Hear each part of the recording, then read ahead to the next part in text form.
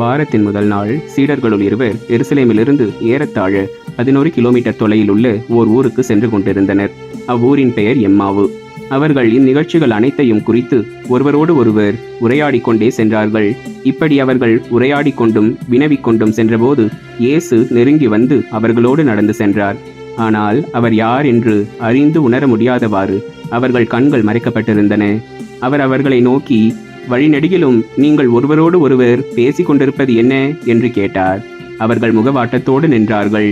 அவர்களுள் கிளையோப்பா என்னும் பெயருடைய ஒருவர் அவரிடம் மறுமொழியாக, எருசலேமில் தங்கியிருப்பவர்களுள் உமக்கு மட்டும்தான் இந்நாள்களில் நிகழ்ந்தவை தெரியாதோ என்றார். அதற்கு அவர் அவர்களிடம், என்ன நிகழ்ந்தது என்று கேட்டார். அவர்கள் அவரிடம், நாசரேத்து இயேசுவை பற்றியேதான் பேசுகின்றோம். அவர் கடவுளுக்கும் மக்கள் எல்லாருக்கும் முன்பாக சொல்லிலும் செயலிலும் வல்ல இறைவாக்கினராக திகழ்ந்தார். அவர் இஸ்ரேலை மீட்கப் போகிறார் என்று நாங்கள் எதிர்பார்த்து இருந்தோம். ஆனால் தலைமை குருக்களும் ஆட்சியாளர்களும் அவருக்கு மரண தண்டனை விதித்து சிலுவையில் அறைந்தார்கள். இவையெல்லாம் நிகழ்ந்து இன்றோடு 3 நாள்கள் ஆகின்றன. ஆனால் இன்று எங்களை சேர்ந்த பெண்களுள் சிலர் எங்களை மலைப்புக்குள்ளாக்கினர். அவர்கள் விடியற்காலையில் கல்லறைக்கு சென்றார்கள்.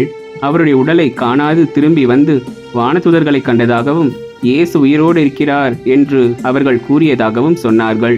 எங்களோடு இருந்தவர்களுள் சிலரும் கல்லறைக்கு சென்று அப்பெண்கள் சொன்னவாறே இருக்க கண்டனர். ஆனால் அவர்கள் இயேசுவை காணவில்லை என்றார்கள்.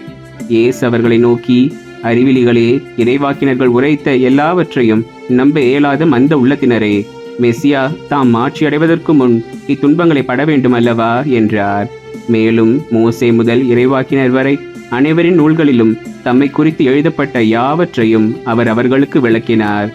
அவர்கள் தாங்கள் போக வேண்டிய ஊரை நெருங்கி வந்தார்கள். அவரோ அதற்கு அப்பால் போகிறவர் போல காட்டிக்கொண்டார். அவர்கள் அவரிடம், எங்களோடு தங்கும், ஏனெனில் மாலை நேரம் ஆயிற்று, பொழுதும் போயிற்று என்று கூறி கட்டாயப்படுத்தி அவரை இணங்க வைத்தார்கள். அவர் அங்கு தங்குமாறு அவர்களோடு சென்றார்.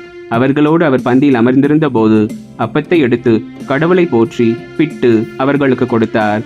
அப்போது அவர்கள் கண்கள் திறந்தன. அவர்களும் அவரை அடையாளம் கண்டுகொண்டார்கள். உடனே அவர் அவர்களிடமிருந்து மறைந்து போனார்.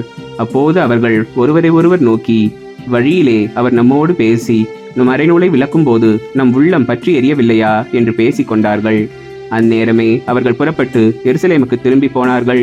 அங்கே 11 அவர்களோடு இருந்தவர்களும் குழுமி இருக்க கண்டார்கள். அங்கிருந்தவர்கள், ஆண்டவர் உண்மையாகவே உயிருடன் எழுப்பப்பட்டார், அவர் சீமோனுக்கு தோற்றம் அளித்துள்ளார் என்று சொன்னார்கள். அவர்கள் வழியில் நிகழ்ந்தவற்றையும் அவர் அப்பத்தை பிட்டுக் கொடுக்கும் போது அவரை கண்டுணர்ந்து கொண்டதையும் அங்கிருந்தவர்களுக்கு எடுத்துரைத்தார்கள்.